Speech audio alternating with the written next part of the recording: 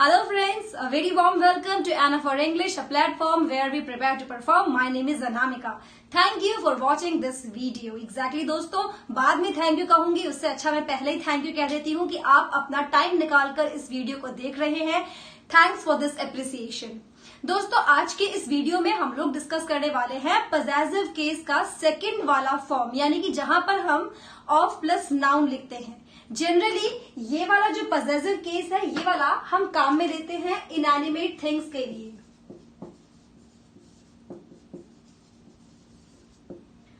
Like जितने भी सारी नॉन लिविंग थिंग्स है, सबके लिए हम ये वाला केस काम में लेते हैं. अब एक एग्जांपल लिख के देखते हैं. The tables leg. क्या आप ऐसा बोलते हैं या आप ऐसा बोलते हैं? The leg of the table. Exactly, आपको डिफरेंस पता है. हम ये वाला केस नहीं बोलते क्योंकि ये वाला एक्चुअली में पोजेशन जो आता है वो मैक्सिमम केस में ह्यूमंस के लिए आता है. ठीक है, 2-3 एक्सेप्शंस हैं, उन्हें हम एकदम लास्ट में डिस्कस करेंगे और डिस्कस करना बहुत जरूरी है क्योंकि क्वेश्चंस मैक्सिमम केस से एक्सेप्शंस में से ही आते हैं. बट फिलहाल जो चीज विदाउट एक्सेप्शन बनी है, रूटीन की चीजें हैं, हम उन्हें डिस्कस कर लेते हैं. हम हमेशा इसी वाली चीज को फोकस करते हैं. अनदर एग्जाम्पल, क्या आप ऐसा बोलते हैं? द विंग्स ऑफ बटरफ्लाई या फिर द स्टिंग ऑफ स्कॉर्पियन, है ना?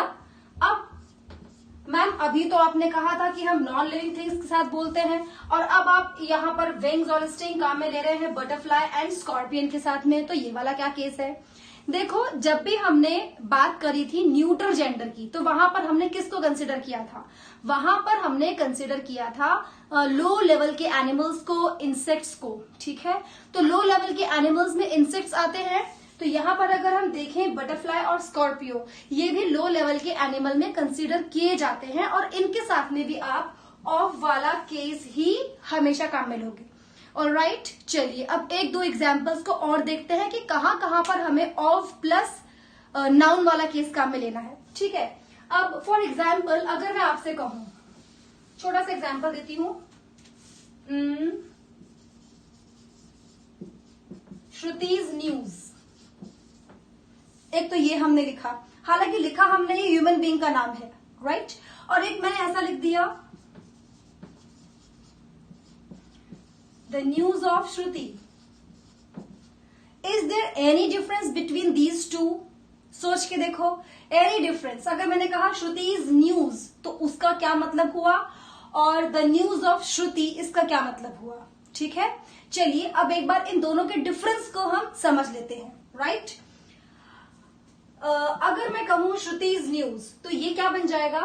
द न्यूज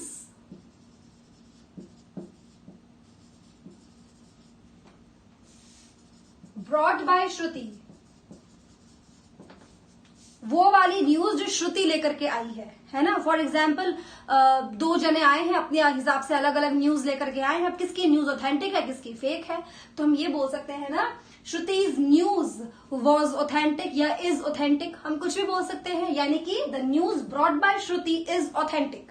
ओके, नाउ अब अगर हम कहते हैं the news of Shruti, what does it mean? The news of Shruti का मतलब हो गया news about Shruti, something about Shruti. तो इसको हम बोल सकते हैं द न्यूज अबाउट श्रुति, कि भाई उसका रिजल्ट आने वाला था तो उसके बारे में जो न्यूज है, राइट? हम ऐसा बोल सकते हैं द न्यूज अबाउट श्रुति. श्रुति के बारे में कोई खबर, तो उसको हम बोल सकते हैं द न्यूज ऑफ श्रुति. तो कहने का मतलब ये है कि ये जो है ना ऑफ प्लस नाउन, ये मैक्सिमम केस में तो इनएनिमेट थिंग्स के लिए काम में आएगा, बट ह्यूमंस के लिए भी अलग अलग सेंस में ये काम में आता है. चलिए अब और एग्जाम्पल डिस्कस करके देखते हैं.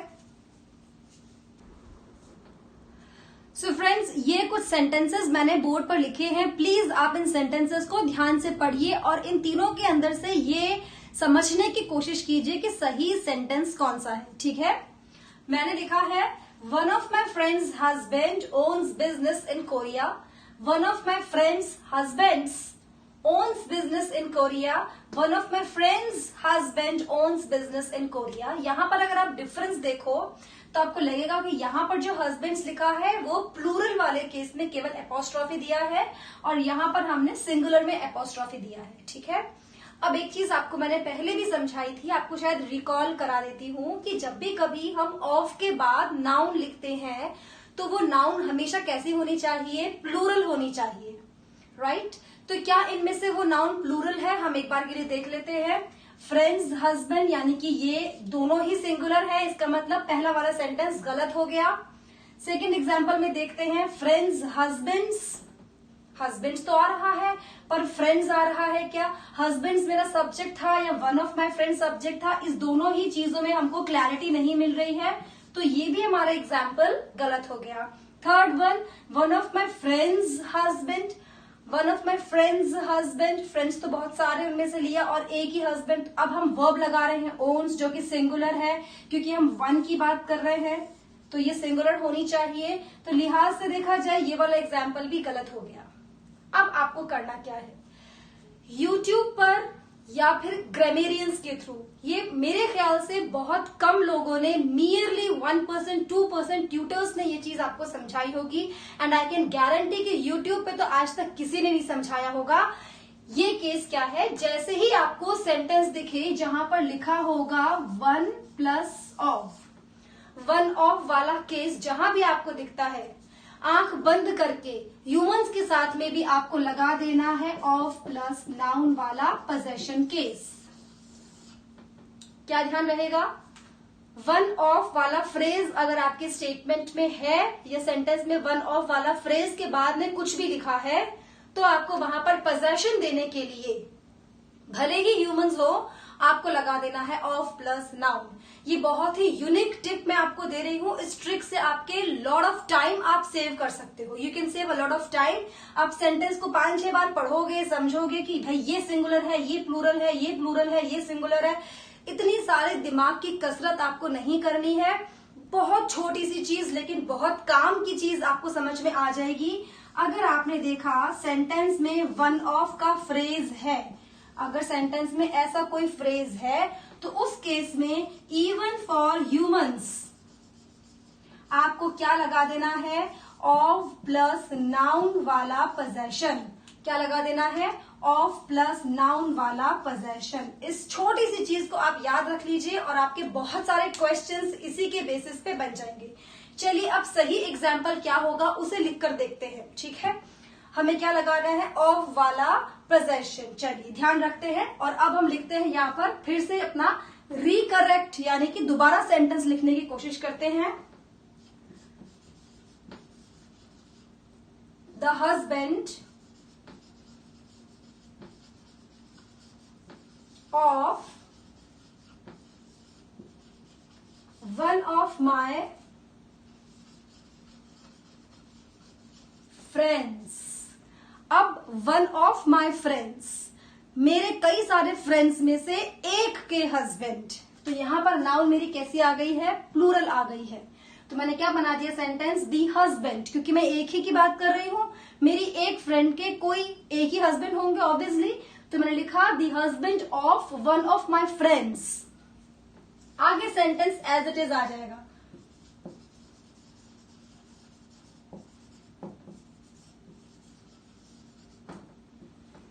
ये छोटी सी चीज आप ध्यान में रख लीजिए, बहुत टाइम आपका बचेगा, बहुत मेहनत आपकी बचेगी, एंड आई कैन गारंटी ये एक यूनिक टिप है जो आपको आज तक कहीं नहीं मिली होगी। किताबों में भी बहुत कम किताबों में मेंशन किया है, बट एसएससी के एग्जामिनेशन में और स्कूल लेवल के एग्जामिनेशन, जो भी स्कूल टीचर्स के एग्जामिनेशन होते हैं, वहां पर इस तरह के क्वेश्चंस फ्रेम बहुत ज्यादा किए जाते हैं। ऑलराइट, अब हम आगे डिस्कस करेंगे जॉइंट या सेपरेट पोजेशन। हालांकि हम इस चीज को एक बार डिस्कस कर चुके हैं एपोस्ट्रोफी एस वाले पॉजेसिव केस में, लेकिन एक दो एग्जाम्पल हैं जहां पर हम फिर से एक बार इसको छोटा सा नटशेल में रिवीजन जैसा डिस्कशन कर लेते हैं। सो फ्रेंड्स, चलिए let's discuss the case of joint possession and separate possession. Always keep in mind, if it is a case of joint possession, we have to add apostrophe s to only the last element और the last noun, यानी कि जो भी आप 2-3 noun इकट्ठे लिख रहे हैं और उनका पोजेशन कैसा है, जॉइंट है, सबका ओनरशिप एक ही चीज पर है, तो हमें फिर एपोस्ट्रोफी एस वाला केस एकदम लास्ट वाली नाउन पे प्लेस करना है। And if the possession case is separate, तो हम क्या करेंगे, एपोस्ट्रोफी एस वाली चीज हर इंडिविजुअल नाउन के साथ में ऐड करेंगे, भले ही वो 2 नाउन्स हो या फिर 3 नाउन्स हो या ज्यादा भी हो सकती हैं इन सर्टेन केसेस। बट ध्यान क्या रखना है, if it is joint possession apostrophe s is added to the last noun, and if it is separate possession apostrophe s is added to each noun. Let's take certain examples. What I have mentioned here, Yeats and Keats poem. Yeats भी एक poet का नाम है, Keats भी एक poet का नाम है, तो Yeats और Keats की पोम क्या एक ही हो सकती है? पहली चीज तो ये। दूसरी चीज, क्या हमने यहाँ पर दोनों में से किसी को भी कोई एपोस्ट्रोफी एस दिया? नहीं दिया। एपोस्ट्रोफी एस नहीं दिया, इसका मतलब कि पोजेशन हम शो ही नहीं कर पा रहे हैं, ठीक है? तो for that reason it is wrong. Now come to the second statement, Keats and Shelley's poems. क्या दोनों का जॉइंट पोजेशन है? देखें, अगर जॉइंट पोजेशन की बात हम करते हैं तो ऐसा कुछ स्ट्रक्चर बन जाता है, लेकिन हमें पता है, लिटरेचर में हमने पढ़ा है कि ईट्स भी एक इंडिविजुअल पोएट थे, शैली भी एक इंडिविजुअल पोएट थे, तो दोनों की कॉमन पोजेशन वाली चीज तो आ ही नहीं सकती, स्पेशली अगर हम किसी काम की बात करते हैं तो ये केस भी रॉन्ग हो गया। Next example, Keats and Shelley's poem. Keats and Shelley's poem, क्या इन दोनों ने एक एक ही पोम लिखी है? पहली चीज, एक एक तो नहीं लिखी है। अगर एक एक भी लिखी होती तो उस लिहाज से भी ये सही नहीं मानते हम, ठीक है?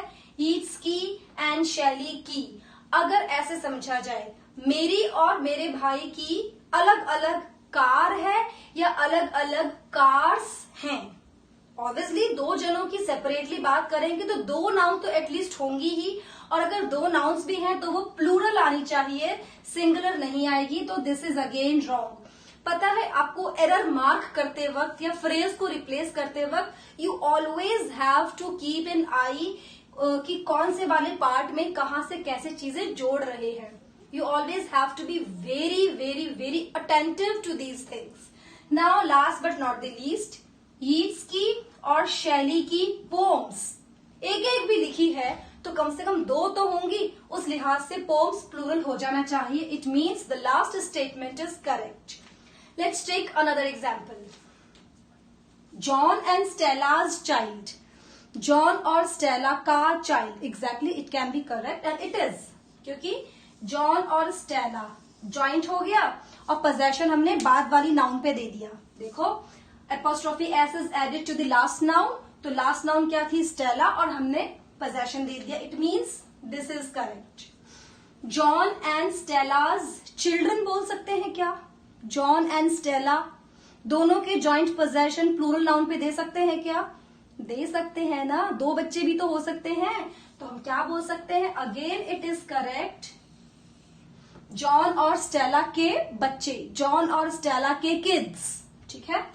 Now third one is John's and Stella's child. अगर हम लिखें तो जॉन्स एंड स्टेलाज चाइल्ड की अगर हम बात करें, जॉन का और स्टेला का अलग अलग, दोनों के सेपरेट अलग अलग 2 हुए तो एटलीस्ट 2 नाउन तो होनी चाहिए। This is wrong. हमें क्या लिख देना चाहिए था? रादर जॉन का एंड स्टेला का, दोनों के अगर एक एक भी चाइल्ड है तो एक और एक 2 यानी कि प्लूरल, तो फिर ये फोर्थ वाला सेंटेंस करेक्ट है। ऑलराइट, तो आपको ध्यान में क्या रखना है? पोजेशन देखना है। जॉइंट पोजेशन भी मोर देन 1 नाउन हो सकता है और 1 नाउन पे भी हो सकता है। सेपरेट पोजेशन की जब हम बात करेंगे तो सेपरेट पोजेशन में आने वाली नाउन जो है वो हमेशा आपको प्लूरल ही दिखेगी। इस केस में चिल्ड्रन प्लूरल है और इस केस में पोम्स प्लूरल है।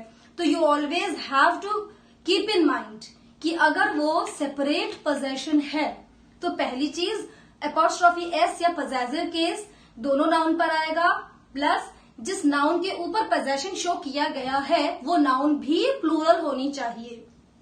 Okay, this is all for this video. अगले वीडियो में हम लोग डिस्कस करेंगे कुछ ऐसे एग्जाम्पल्स जहां पर हम एक्सेप्शन की बात करते हैं, प्लस कुछ ऐसे अदर केसेस जहां पर हम एपोस्ट्रोफी एस दे सकते हैं। तब तक के लिए जुड़े रहिए आपके अपने YouTube चैनल से जिसका नाम है Ana for English, a platform where we prepare to perform. और दोस्तों, जुड़े रहने का मतलब ये बिल्कुल नहीं है कि आप आए, वीडियो क्लिक किया, देखा और चले गए। You always have to watch the whole video, क्योंकि कभी कभी क्या होता है, स्टार्टिंग के पार्ट में हो सकता है हमारे काम की चीज ना हो बट एंड के पार्ट में हो, या कभी कभी एंड के पार्ट में ना हो कि स्टार्टिंग के पार्ट में हो, but you always have to watch the whole video so that you can gather, you can collect the overall information about a certain topic. See you in the next video. Till then, namaste.